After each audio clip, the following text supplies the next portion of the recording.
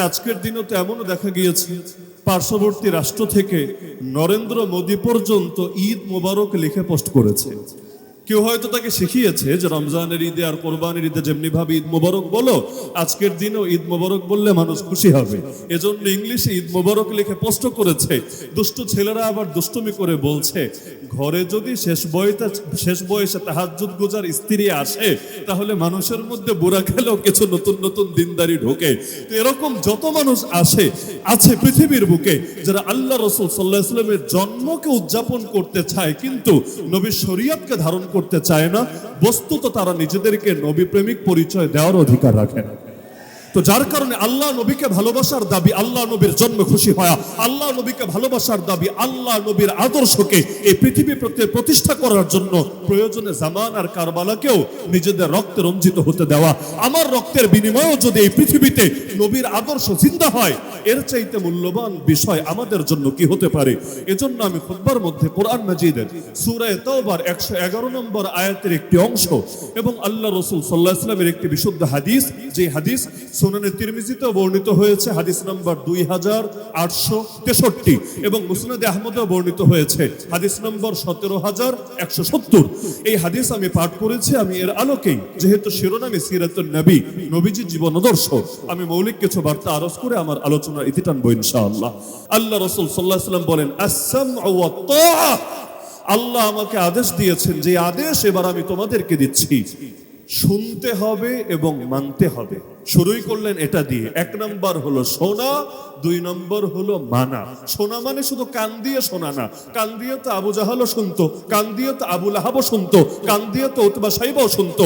এজন্য সূরাতুল আনফালে আমার আল্লাহ বলেন, ওয়ালা তাকুনু কাল্লাযিনা ক্বালু সামি'না ওয়া হুম লা ইয়াসমাউন, তোমরা ওই সমস্ত মানুষের মতো হয়ো না যারা বলে আমরা শুনেছি কিন্তু বাস্তবে তারা শুনতে পায় না। সুতরাং শোনা মানে শুধু কান দিয়ে শোনা না, বরং শোনা মানে কবুল করা, শোনা মানে গ্রহণ করা। তাহলে আজকে যারা বাংলাদেশের রাষ্ট্র ক্ষমতায় আছে, আমার আল্লাহ বিচারাচারের ক্ষেত্রে কি শাস্তি দিয়েছেন, এই আয়াতগুলো কি তাদের কানে যায় না? রমজানে যখন খতম তারাবি পড়ে তখন কি হাফেজ সাহেব সেই আয়াতগুলো পাঠ করে না? হাফেজ সাহেব তো শুধু নামাজের আয়াত, রোজার আয়াত, হজের আয়াত আর যাকাতের আয়াতের মধ্যেই নিজেকে সীমাবদ্ধ রাখে না, বরং জিহাদের আয়াতও পড়ে, খেলাফতের আয়াতও পড়ে, শাহাদাতের আয়াতও পড়ে, দিন কায়েমের আয়াতও পড়ে। চোরের কি সাজা হবে, ধর্ষকের কি সাজা হবে, খুনের কি সাজা হবে, সবই তো পড়ে। কিন্তু দিন শেষে কিছু মানে কিছু মানে না, কিছু শোনে আর কিছু শুনেও না শোনার ভান করে। বস্তুত এই কান দিয়ে শোনার কথা নবী আমাদেরকে বলেন নাই, বরঞ্চ বলেছেন কবুল করা, অ্যাকসেপ্ট করা, গ্রহণ করা। কারণ বান্দার কাছে রবের পক্ষ থেকে যখন কোনো কিছু আসে, যে বান্দা সেটা গ্রহণ করে না, সে আবার নিজেকে মুসলিম পরিচয় কিভাবে দিতে পারে? আমলে দুর্বলতা থাকতে পারে কিন্তু মানার মধ্যে আবার দুর্বলতা আসে কিভাবে? দুঃখ লাগে আমাদের বাংলাদেশের সংবিধানে আজও পর্যন্ত এটাই মানা হয় নাই যে সকল ক্ষমতার মালিক আমার আল্লাহ হতে পারে। সার্বভৌমত্ব আল্লাহকে দেওয়া নাই সংবিধানে। যেই সংবিধান রক্ষা করার জন্য অনেকে বললে জান দিয়ে দিবে, যেই সংবিধানের এক একটা ধারা মুখস্থ করতে পারাকে অনেকে কোরআন হিফজ করার চাইতে দামি মনে করতে শুরু করে দিয়েছে। অথচ সেই কোরআনে আজও পর্যন্ত আমার আল্লাহই যে সকল ক্ষমতার মালিক এটা স্বীকার করা হয়েছে। আমাকে বলেন, বাংলাদেশে বেশ্যাখানার লাইসেন্স দেওয়া হয় নাকি হয় না? মদের বারের লাইসেন্স দেওয়া হয় নাকি হয় না? এরকম বহুত হারামকে এই রাষ্ট্রীয়ভাবে এই দেশে হালাল হিসাবে গ্রহণ করা হয় নাকি হয় না? ক্ষমতার মালিক যদি আল্লাহকেই মানত, আল্লাহ যেটা হারাম বলেছেন চিরকাল হারামই থাকবে, আল্লাহ যেটা হালাল বলেছেন চিরকাল হালালই থাকবে। সব জনগণ মিলে যদি বলে বেশ্যাখানা চাই, তাহলে আল্লাহর বান্দা যদি হয়, আল্লাহকে ক্ষমতার মালিক যদি মানে, বেশ্যাখানার কোনো সুযোগ নাই। অথচ একটা স্বাধীন দেশ, সার্বভৌম দেশ, কি লাভ হলো ব্রিটিশের থেকে স্বাধীন হয়ে? কি লাভ হলো পশ্চিমাদের থেকে স্বাধীন হয়ে? কি লাভ হলো শেষে এসে পাকিস্তানিদের থেকে স্বাধীন হয়ে যদি এখনো না পারি আল্লাহর জমিনে বসে আল্লাহর অধিকারকে স্বীকৃতি দিতে? এমনকি বিগত সময় বাংলাদেশ জামায়াত ইসলামীকেও যে নিষিদ্ধ করা হয়েছিল, এর মধ্যে একটা যুক্তি কিন্তু এটাও দেখানো হয়েছিল, তারা জনগণের সার্বভৌমত্বের কথা বলে না, আল্লাহর সার্বভৌমত্বের কথা বলে। তাহলে আল্লাহরে বড় কেন বানিয়ে ফেললো জনগণের চাইতে? এদেরকে এই দেশে রাজনীতি করতে দেওয়া যাবে না, নাউযুবিল্লাহ। সুতরাং আমাদের কাজ হলো কোরআনের আয়াত শুধু কান দিয়ে শোনা না, বরং দিলের মধ্যেও গ্রহণ করা। 2 নম্বর শিক্ষা আত্মা, আনুগত্য করা। আনুগত্য করা প্রত্যেকটা বৈধ ব্যাপারে আনুগত্য করতে হবে। এই যে বাংলাদেশে মুসলমান তো কম না, টাঙ্গাইলেও তো মুসলমান কম না, এখনো পর্যন্ত এই দেশে ইসলাম রাষ্ট্রীয়ভাবে বিজয়ী হয় না কেন জানেন? সহজ ভাষায় যদি বলি, কেউ কাউকে মানতে রাজি না, আনুগত্য করতে রাজি না। আরে দক্ষ জনশক্তি আর প্রশিক্ষিত কর্মী যদি তৈরি না হয়, এলোমেলো বিশৃঙ্খল বাহিনী দিয়ে পৃথিবীতে কখনো বিজয় আসে না। নবাব সিরাজউদ্দৌলার সেনাপতি মীর জাফর নয়তো বিক্রি হয়েছে, প্রতিটা সৈনিক তো আর বিক্রি হয় নাই। প্রতিটা সৈনিক যদি বিক্রি না হয়, বিজয় আসলো না কেন? সেই ময়দানে পরাজয় বরণ করলো কেন? এমনকি সেই 1757 থেকে আজ 2026 এখনো আর এক সেকেন্ডের জন্য ইসলামকে বাস্তবায়ন করা গেল না কেন? জবাব তো এটাই, সৈনিক দিয়ে লাভ নাই। যদি সেনাপতি নষ্ট হয়ে যায় আর সেনাপতির প্রতি আনুগত্যটা যদি ঠিকভাবে কাজ না করে, তাহলে কখনোই বিজয় আসবে না। আমি মনে করি কে কার কত দোষ এই আলোচনা বাদ দিয়ে সকলে মিলে যদি পারতো এক প্ল্যাটফর্মে ঐক্যবদ্ধ হয়ে অন্তত দিনকে বিজয়ী করার ক্ষেত্রে আনুগত্য করতে, এতদিন এই বাংলার জমিনে ইসলাম বিজয়ী হয়ে যেত। কিন্তু সবাই যখন চাইবে নেতা হতে, দিন শেষে ইসলামের বিজয় হবে কিভাবে? এখন প্রত্যেকে নিজেদের স্বার্থকে, নিজেদের দলের স্বার্থকে, নিজেদের ধারার স্বার্থকে ইসলামের চাইতে বড় করে ফেলেছি। এজন্য আমার দল আগুচ্ছে, আমার ধারা এগোচ্ছে, আমার চেয়ার বড় হচ্ছে, তো দিন শেষে ইসলামের ফায়দা হচ্ছে না। ইসলামের ফায়দা হবে সেদিন যেদিন আনুগত্য করতে পারবো এবং দিনের জন্য আনুগত্যকে আমরা সমস্ত কিছুর ঊর্ধ্বে রাখবো। তাহলে দুইটা আদেশ গেল, এক নম্বর হলো শোনা, দুই নম্বর হলো আনুগত্য করা বা মানা। তিন নম্বরে আল্লাহ রাসূল সাল্লাল্লাহু আলাইহি ওয়াসাল্লাম বলছেন, তিন নম্বর আদেশ যেটা আমাকে দিয়েছেন আল্লাহ, আমি দিচ্ছি তোমাদেরকে, সেটা হলো জিহাদ। অন্যায় থাকবে যতদিন, অন্যায়ের বিরুদ্ধে লড়াইও চলবে ততদিন। ওয়াকাতিলুহুম হাত্তা লা তাকুনা ফিতনা। পৃথিবী থেকে এখনো যেহেতু অন্যায় শেষ হয়ে যায় নাই, অন্যায় শেষ হবে দাজ্জাল ধ্বংস হওয়ার পরে।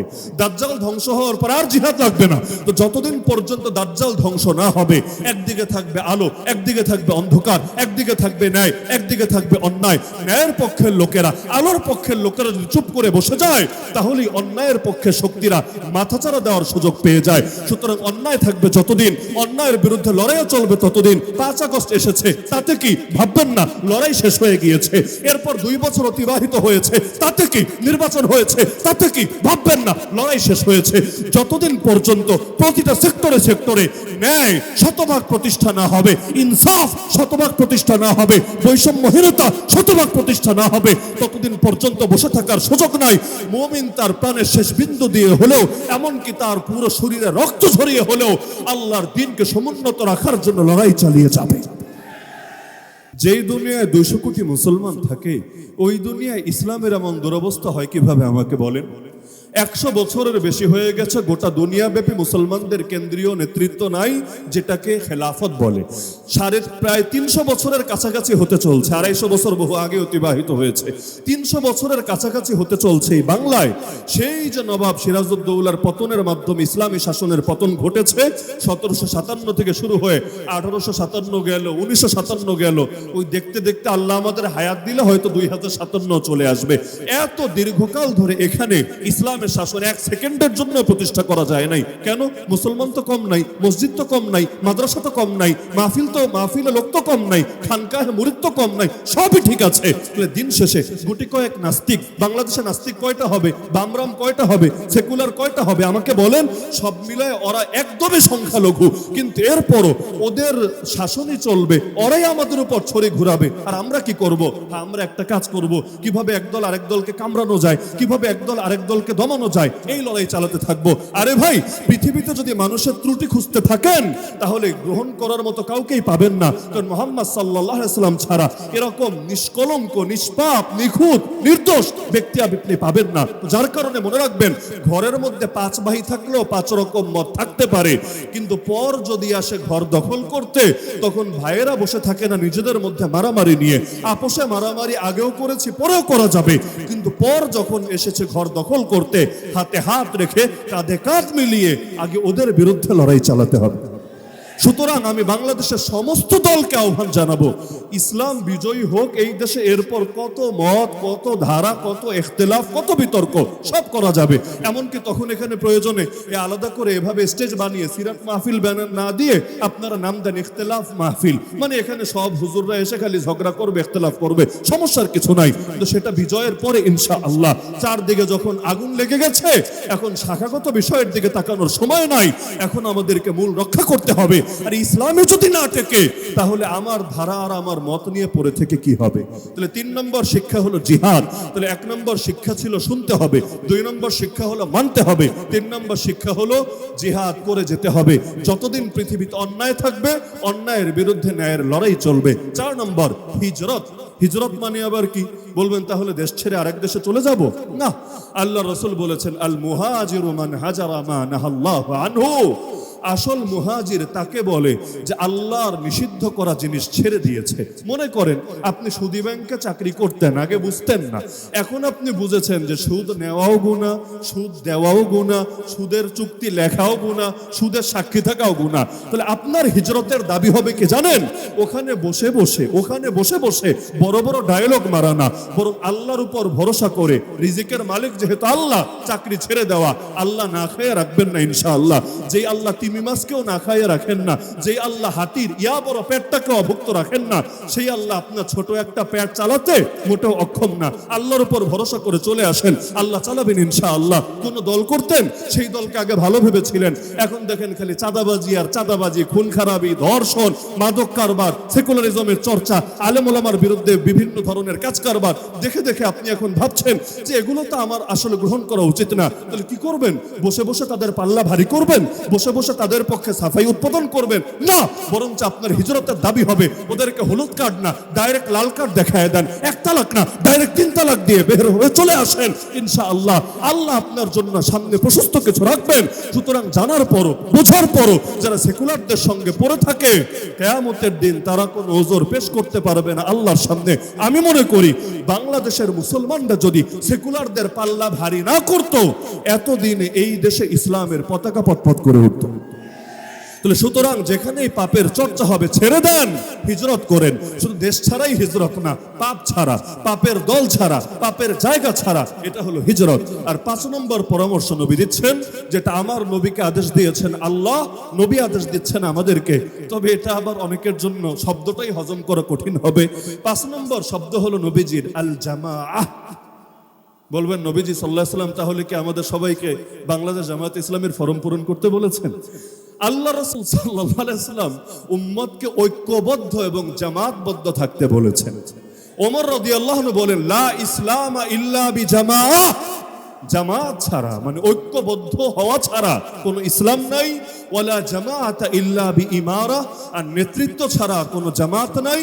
ওয়ালা ইমারাতা ইল্লা বিতাআ, আর আনুগত্য ছাড়া নেতৃত্বেরও কোনো দাম নাই। তাহলে ইসলামের জন্য জামাত লাগবে, জামাতের জন্য নেতৃত্ব লাগবে, নেতৃত্বের জন্য নেতৃত্বের প্রতি কর্মীর আনুগত্য লাগবে।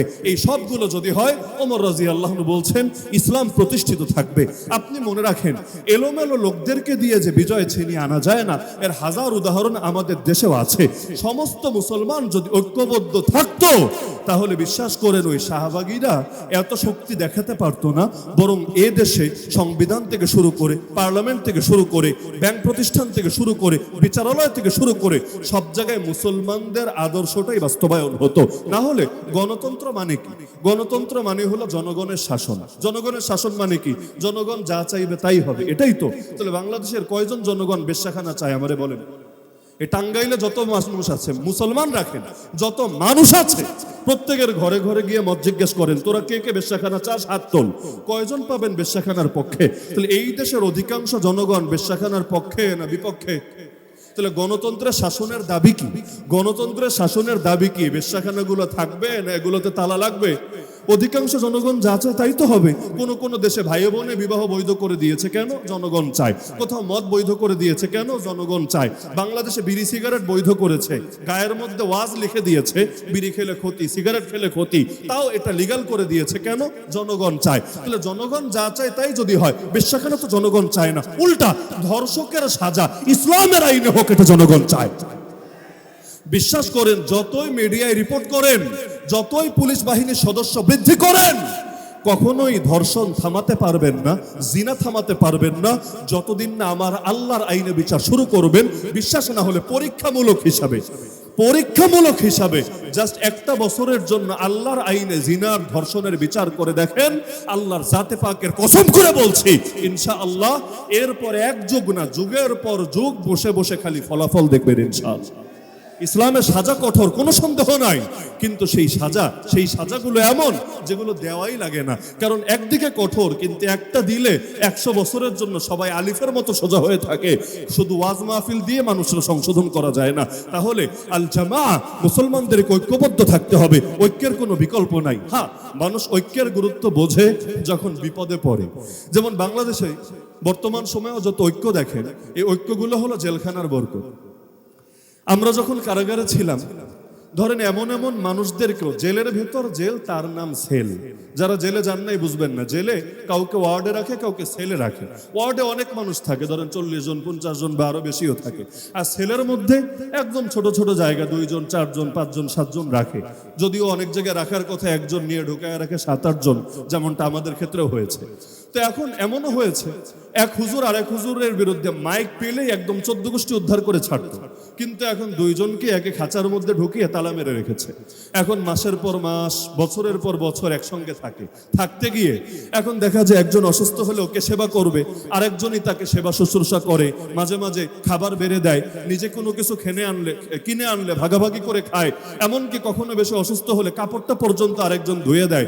এভাবে মাসের পর মাস একসাথে চলতে চলতে আলহামদুলিল্লাহ ওই বাইরে যা ছিল সেটা বাইরেই থেকে গিয়েছে, দিলগুলো এক হয়ে গিয়েছে। ফলাফল, জেল থেকে বের হওয়ার পর এমন ঐক্যবদ্ধ আন্দোলন এই দেশে হয়েছে যে আন্দোলনের কারণে ফ্যাসিবাদের গদিতে আগুন লেগেছে এবং শেষ পর্যন্ত ডাইনিটাকে দেশ ছেড়ে ল্যাজ গুটিয়ে পালাতে হয়েছে। এখনো পর্যন্ত আপনি দেখবেন এই যে ঐক্য মাঝে মাঝে টেকে, মাঝে মাঝে টেকে না। খেয়াল করলে দেখবেন জেলখানায় গিয়েছে যারা, ঐক্যবদ্ধ থাকতে পেরেছে যারা, যাদের জেলখানায় যাওয়া লাগে নাই, তারা বেশি দিন ঐক্যবদ্ধ থাকতে পারে নাই। কারণ জিনিসটা এরকম, মানুষ যখন বিপদে পড়ে তখন ঐক্যের গুরুত্ব বোঝে। আমরা এটাই বোঝাতে চাই যে মুসলমানরা সর্বোচ্চ বিপদে পড়েছে, এর চাইতে বড় কোনো বিপদ নাই। নবীজি খেলাফতের মতো আদর্শ দিয়ে গেলেন, এমনকি গোটা উম্মত একমত 3 দিনের বেশি এইরকম পরিস্থিতি জায়েজই নাই যে মুসলমানদের কোনো খলিফা থাকবে না। এক খলিফা মরলে আর এক খলিফা নির্বাচন করা পর্যন্ত সর্বোচ্চ 3 দিন সময় নেওয়া লাগবে। এমনকি আল্লাহ রাসূল সাল্লাল্লাহু আলাইহি সাল্লাম তাকে কবরে রওজায়ে আতহারে শোয়ানোর আগেই তার পরবর্তী খলিফা নির্বাচন করা হয়েছে, আবু বকর রাদিয়াল্লাহু আনহুকে। কি পরিমাণ গুরুত্বপূর্ণ! অথচ আজকে মুসলমানরা কেমন ছিন্ন বিচ্ছিন্ন। বিশ্বাস করেন, আজ যদি 200 কোটি মুসলমান জামাতবদ্ধ হতো, ঐক্যবদ্ধ হতো, তাদের কেন্দ্রীয় নেতৃত্ব থাকতো, আমাদের প্রথম কেবলাও এতদিনে মুক্ত স্বাধীন হয়ে যেত। তাহলে 5টা পরামর্শ মনে থাকবে ইনশাআল্লাহ। 1 নম্বর পরামর্শ হলো শুনতে হবে, 2 নম্বর পরামর্শ হলো মানতে হবে, 3 নম্বর পরামর্শ হলো জিহাদ চালাতে হবে, 4 নম্বর পরামর্শ হলো হিজরত করতে হবে, 5 নম্বর পরামর্শ হলো জামাতবদ্ধ হতে হবে। এজন্যই আল্লাহ রাসূল সাল্লাল্লাহু আলাইহি সাল্লামের মক্কার জীবনের শেষের দিকের কথা, এক রাতে হজের মৌসুমে মদিনা থেকে আসা কিছু সাহাবী, পুরুষের সংখ্যা ছিল 70 বা কোন কোন বর্ণনা অনুসারে 70-এর কিছু বেশি, আর নারীদের সংখ্যা ছিল 2 জন। তারা এসে আল্লাহ রাসূল সাল্লাল্লাহু আলাইহি ওয়াসাল্লামের সঙ্গে একত্রিত হলেন, দেখা করলেন গভীর রাতে আকাবার প্রান্তরে। নবীজি সাল্লাল্লাহু আলাইহি ওয়াসাল্লাম তখন তাদের থেকে বায়াত নিলেন। বায়াত মানে হলো আমারে মানবা, এটার শপথ দাও, এটার অঙ্গীকার করো। আল্লাহ রাসূল সাল্লাল্লাহু আলাইহি ওয়াসাল্লাম যখন তাদের থেকে বায়াত নেবেন, সে সময় মদিনার একজন নেতা যার নাম আব্দুল্লাহ বিন রাওয়াহা রাদিয়াল্লাহু আনহু, তিনি নবীজিকে বললেন, ইয়া রাসূলুল্লাহ ইশতারিত লিরাব্বিকা ওয়া লিনাফসিকা মা শি'তা। আপনি যে বায়াত নিবেন, আমরা যে বায়াত দিব, আপনি চাইলে শর্ত করে নিতে পারেন। আপনার রবের জন্য যে শর্ত ইচ্ছা দিতে পারেন, আপনার নিজের জন্য যে শর্ত ইচ্ছা দিতে পারেন, শর্ত মানতে রাজি আছি। নবীজি বললেন, ঠিক আছে, যেহেতু বললাই তাহলে শর্ত দিচ্ছি। রবের ব্যাপারে শর্ত হলো একমাত্র তারই ইবাদত করবা, তার সঙ্গে কোনো কিছুকে শরীক করবা না। আর আমার ব্যাপারে শর্ত হলো আমাকে ঠিক সেভাবে নিরাপত্তা দিবা যেভাবে নিজেদের স্ত্রী আর পুত্র সন্তানদেরকে নিরাপত্তা দাও। কামা তামনাউনা নিসাআকুম ওয়া আবনাআকুম। পুত্র সন্তান বললেন, কন্যাও বলেন নাই। কেন জানেন? কারণ ওই জাহেলি যুগে কারো কারো কন্যা নিয়ে অ্যালার্জি ছিল, কন্যাকে জ্যান্ত দাফনও করে ফেলতো। এজন্য নবী বলেন, নিজের স্ত্রী আর নিজের পুত্র সন্তানকে যেভাবে নিরাপত্তা দাও, আমি মুহাম্মদকেও সেভাবে নিরাপত্তা দিতে হবে। তো রবের ব্যাপারেও শর্ত দিলাম, আমার নিজের ব্যাপারেও শর্ত দিলাম, রাজি কিনা বলো। তারা জিজ্ঞেস করলো, আচ্ছা যদি রাজি হই লাভ কি? যদি রাজি হই লাভ কি আমাদেরকে বলেন। নবীজি বললেন, লাভ আর কি বলবো, জাস্ট একটা শব্দই বলছি, আর ভিন্ন কিছু আমার কাছে বলার নাই। সেটা হলো আল জান্নাহ। আল্লাহ তোমাদেরকে জান্নাত দিয়ে দিবেন। সঙ্গে সঙ্গে মদিনা সাহাবীরা চিৎকার করে উঠলেন, রাবিহাল বাই'আ লা নাকিল ওয়ালা নাস্তাকিল। আরে বড় লাভবান ব্যবসা, আমরা এই চুক্তি কোনোদিন ভাঙবো না, কোনোদিন বাতিলও করব না। আমার আল্লাহ এত খুশি হলেন, সূরা তাওবার 111 নম্বর আয়াত দিয়ে বললেন, নিঃসন্দেহে আল্লাহ জান্নাত নামক মূল্যের বিনিময়ে এই মুসলমানদের থেকে তাদের জান আর তাদের মাল কিনে নিয়েছেন। তার মানে আপনিও যদি আল্লাহর জমিন, আল্লাহর দ্বীনকে সমুন্নত রাখার জন্য, আল্লাহর ইবাদতকে প্রতিষ্ঠা করার জন্য, শিরককে দূর করার জন্য, আর যেই নবীর আলোচনা আজকে, ওই নবীর নিরাপত্তা নিশ্চিত করার জন্য, তার দ্বীনের নিরাপত্তা নিশ্চিত করার জন্য বায়াতবদ্ধ হন, আল্লাহ নিজে আপনার জান আর মালকে জান্নাতের বিনিময়ে কিনে নেবেন ইনশাআল্লাহ। আর যদি এটা না হয়, হাদিসে 5টা আদেশ তো দেওয়া হলো, আদেশ না মানলে কি হবে আল্লাহ নবী সেটাও বলেছেন। এটাও শোনাতে পারলে আমার আলোচনা শেষ ইনশাআল্লাহ। আল্লাহ রাসূল সাল্লাল্লাহু আলাইহি ওয়াসাল্লাম বললেন, ফাইন্নাহু মান ফারাকাল জামাআ কিদা শিবরিন ফাকাদ খালা রিবকাতাল ইসলাম মিন উনুকিহি ইল্লা আন ইয়ারজিআ। তোমাদেরকে যে 5টা আদেশ দিলাম, এর মধ্যে 5 নম্বরে যেটা বললাম, জামাতবদ্ধ থাকবো, ঐক্যবদ্ধ থাকবা। আমার নবীর গুরুত্বপূর্ণ শিক্ষাই তো ছিল ঐক্য। এজন্য মদিনায় যাওয়ার পর আউস আর খাজরাজ যারা যুগ যুগ ধরে লড়াই করেছে, নবী ঐক্যবদ্ধ করে দিলেন। এমনকি এই ঐক্যের এমন বরকত আর অনৈক্যের এমন ক্ষতি, সবে কদর কবে হবে এই এলেম কিন্তু আল্লাহ নবীকে ঠিকই দিয়েছিলেন। নবী যে সেটা উম্মতকে শোনানোর জন্য সেই ইচ্ছা নিয়ে ঘর থেকেও বের হয়েছিলেন, কিন্তু শোনাতে পারলেন না কেন? যে ঠিক অমুক রাতটাই সবে কদর, শোনাতে পারলেন না কেন? কারণ 2 জন সাহাবী ঝগড়া লেগে গিয়েছিল, লাগতেই তো পারে। ওই ঝগড়া মিটমাট করতে গেলেন নবীজি। এই ঝগড়ার কি ক্ষতি দেখেন, এলেমের বরকত থেকে জাতি বঞ্চিত হয়। আল্লাহ নবী ঝগড়া মিটাতে গেলেন, আমার আল্লাহ তাআলা সেই এলেমটা উঠায় নিলেন। এখন আর আমরা নিশ্চিত জানি না কোন রাতে সবে কদর। এজন্য যদিও লস হয় নাই, আগে এক রাতে ইবাদত করতাম, এখন আল্লাহর তৌফিকে অন্তত রমজানের শেষ দশক, না পারলে অন্তত 5টা বেজর রাত তো ইবাদত হয়। আল্লাহ যা করে ভালোর জন্যই করে। কিন্তু ওই যে নবী ঝগড়া মিটাতে গেলেন, আল্লাহ তাআলা এলেমটা উঠিয়ে নিলেন। এই বাংলাদেশে এত এত এত আলেম, কিন্তু আন্তর্জাতিক পর্যায়ে গ্রহণযোগ্য ব্যক্তি কয়জন আছে? কয়জনের গবেষণা এমন যেটা সারা দুনিয়ায় পঠিত হয়, আল আজহারের সিলেবাসে আছে, মদিনা ইউনিভার্সিটির সিলেবাসে আছে? এত আলেম হওয়ার পর, এত মাদ্রাসা হওয়ার পর এলেমে এত বেশি বরকত আসে না কেন? আসবে কিভাবে? কারণ ওই যে বললাম, আল্লাহর রাসূল সবে কদরের এলেম নিয়ে বের হয়েছিলেন। তো 2 জনের ঝগড়া, অনৈক্য মিটাতে গিয়ে আল্লাহ সেই এলেমকে উঠিয়ে নিয়েছিলেন। যেই জাতি নিজেরা ঝগড়ায় লিপ্ত থাকে, আল্লাহ তাদেরকে এলেমের বরকত থেকে বঞ্চিত রাখে। আল্লাহ রাসূল বললেন যে যারা জামাত থেকে 1 বিঘত সরে যাবে, 1 বিঘত পিছিয়ে থাকবে, তারা নিজের গলা থেকে ইসলামের রশি খুলে ফেলেছে, যতদিন না তারা আবারও সেই জামাতে ফিরে আসবে। এই জামাত মানে আগেই বলেছে, সুনির্দিষ্ট কোনো দল না, বরং মুসলমান ঐক্যবদ্ধ থাকা। ঐক্যের এমন গুরুত্ব যে ঐক্য থেকে যে সরবে, নবীজি বলছেন, সে তার গলা থেকে ইসলামের রশিকে খুলে ফেলেছে। এমনকি এই হাদিসের শেষে আল্লাহ রাসূল বলেন, আর যারা জাহেলি যুগের মতো জাহেলি যুগের মতো ডাকাডাকি করবে, তারা জাহান্নামীদের অন্তর্ভুক্ত হবে। জাহেলি যুগের মতো ডাকাডাকি খুব ভালো করে বুঝেন, যদি অনেকের গায়ে লাগতে পারে। নবীর জামানায় যুদ্ধের মাঠে সাহাবীদের মধ্যে হঠাৎ ঝগড়া লেগে গেল। একজন সাহাবী আনসার মানে মদিনার বাসিন্দা, আর একজন মুহাজির। এখন ঝগড়ার মাথায়, রাগের মাথায় মুহাজির সাহাবী আনসার সাহাবীকে একটা লাগায় দিলেন। মাঝে মাঝে হয় না, হাত থাকতে মুখে কি, ঝগড়া হতে হতে একদম হাত উঠে যায়। তো মুহাজির সাহাবী আনসার সাহাবীর একটা মাইল লাগায় দিলেন। আনসার সাহাবীর একটু ইগোতে লাগলো, লাগারই তো কথা। ধরেন আমি ঢাকা থেকে এসে আপনার বাড়ি টাঙ্গাইল, আপনার একটা মাইট দিলাম, আপনার ইজ্জতে লাগবে না? আরে আমি এখানকার স্থানীয়, আমি চমচমের দেশের মানুষ, আমি শাড়ির দেশের মানুষ, আর উনি কোন জায়গা থেকে উড়ে এসে জোরে বসে আবার আমার গায়েও হাত তুলেছে। ইগোতে লাগা স্বাভাবিক মানুষ হিসাবে। আনসারি সাহাবীর একটু ইগোতে লাগলো, সে এবার ডাকাডাকি শুরু করে দিল, ইয়া আল আনসার, ইয়া আল আনসার, হে আনসারি সাহাবীরা, কে কই আছো, জলদি আসো, আমার পাশে এসে তোমরা দাঁড়াও। এখন মুহাজির সাহাবী একটু ভয় পেয়ে গেলেন, আল্লাহ, ওরা সবাই এক হয়ে গেল, আমি তো একা, সবাই মিলে মাইট দিলাম, মাইট তো একটাও নিচে পড়বে না, আজকে তো আমার হাড্ডি গুড্ডি ভাঙার অবস্থা হবে। তিনি বসে না থেকে তিনি ডাক দিলেন উল্টা, ইয়া আল মুহাজিরিন, হে মুহাজিররা, তোমরা কই, তোমরা আসো, আমার পাশে দাঁড়াও। এখন মুহাজিরের ডাক শুনে মক্কার সাহাবীরা এসে তার পাশে দাঁড়ালো, আনসারি সাহাবীর ডাক শুনে মদিনার সাহাবীরা এসে তার পাশে দাঁড়ালো। দল কয়টা হলো? আর জায়গাটা কোথায়? যুদ্ধের মাঠে। তার মানে সবার কাছে অস্ত্র শস্ত্র কম থাকুক বেশি থাকুক আছে। এখন যদি এটা আরেকটু সামনে যায়, কাফেরের বিরুদ্ধে আর কি লড়াই করবে? এক দলের হাতেই আরেক দলের রক্ত ঝরবে। আল্লাহ বাঁচিয়েছে, বাংলাদেশে অস্ত্র কম অ্যাভেইলেবল, আল্লাহ বাঁচিয়েছে, না হলে এতদিনে আমি জিন্দা থাকতাম কিনা আল্লাহ ভালো জানে।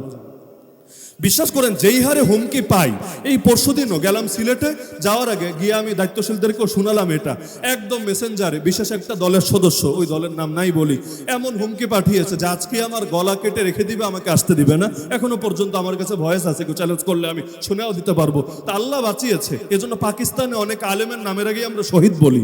বাংলাদেশে আর যাই হোক অন্তত গালি পর্যন্ত সীমাবদ্ধ রাখে, অস্ত্র অ্যাভেলেবল না হয় অন্তত মারতে পারে না। তবু আমি আমার জীবন নিয়ে খুব আশাবাদী না। কখনো যদি শুনেন কেউ মেরে ফেলেছে বা মরে গিয়েছি, অন্তত দোয়া কইরা নেতেই নাজাতের জরিয়া হবে ইনশাআল্লাহ। তো যে প্রসঙ্গে বলছিলাম, যুদ্ধের মাঠ, লড়াই লাগবে অবস্থা, নবীজি যখন শুনলেন এসে বললেন, আবি দাওয়াল জাহিলিয়া ওয়া আনা বাইনা আযহুরিকুম, আরে আমি মাটির উপর থাকা অবস্থায়, তোমাদের মাঝে জীবিত থাকা অবস্থায় তোমরা এভাবে এই নিজেদের মধ্যে জাহিলি যুগের মতো কথাবার্তা শুরু করে দিলা। কোনটা জাহিলি যুগের মতো কথা? কেউ তো গালিও দেয়নি। জাহিলি যুগের মতো কথা কোনটা? এই যে একজন ডাক দিল মুহাজির, আরেকজন ডাক দিল আনসার। মুহাজির পরিচয়ও খারাপ না, আনসার পরিচয়ও খারাপ না, কিন্তু সব পরিচয়ের ঊর্ধ্বে হলো মুসলমান পরিচয়, ঐক্যের পরিচয়। কিন্তু এখন মুহাজির পরিচয় আর আনসার পরিচয়কেই দলাদলের মাপকাঠি বানিয়ে দেওয়া হলো। নবীজি এটাকেই বললেন জাহিলি যুগের কথা।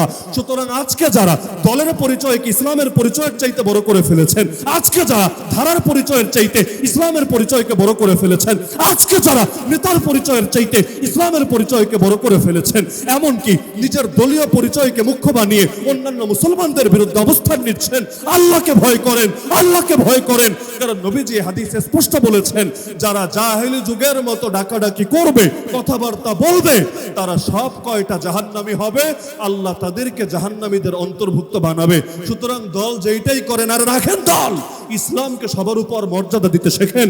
যতদিন পর্যন্ত আল্লাহর জমিনে আল্লাহর দ্বীনের বিজয় না হবে, যতদিন পর্যন্ত কোরআনের শাসন কায়েম না হবে, ততদিন পর্যন্ত দলের দালালি করতে গিয়ে ইসলামের বিরুদ্ধে, ইসলাম পন্থীদের বিরুদ্ধে চলে যায় না, তাহলে আপনার দল, আপনার নেতা আপনাকে আল্লাহর আযাব থেকে বাঁচাতে পারবে না। সুতরাং আজকে আমার শেষ বার্তা এটাই, আমাদের জান্নাত কার হাতে? আমাদের মুক্তি কার হাতে? এই পৃথিবীর শান্তি, রহমত, বরকত কার হাতে? সবে যেহেতু আল্লাহর হাতে, সুতরাং আসেন আল্লাহর দেওয়া প্রাণকেও বিক্রি করে দেই আল্লাহর কাছে। আমরা সকলে এই প্রত্যয়ে আবদ্ধ হই, এই শপথে আবদ্ধ হই ডাইরেক্ট আল্লাহর সাথে। আয় আল্লাহ, যতদিন পর্যন্ত আমার ভেতরে প্রাণ আছে, যতদিন সেই প্রাণে স্পন্দন আছে, যতদিন ধমনীতে রক্ত প্রবাহিত আছে, হকের পক্ষে, বাতিলের বিপক্ষে, ন্যায়ের পক্ষে, অন্যায়ের বিপক্ষে, ইনসাফের পক্ষে, জুলুমের বিপক্ষে আমাদের লড়াই চলবেই চলবে, চলবেই চলবে, চলবেই চলবে।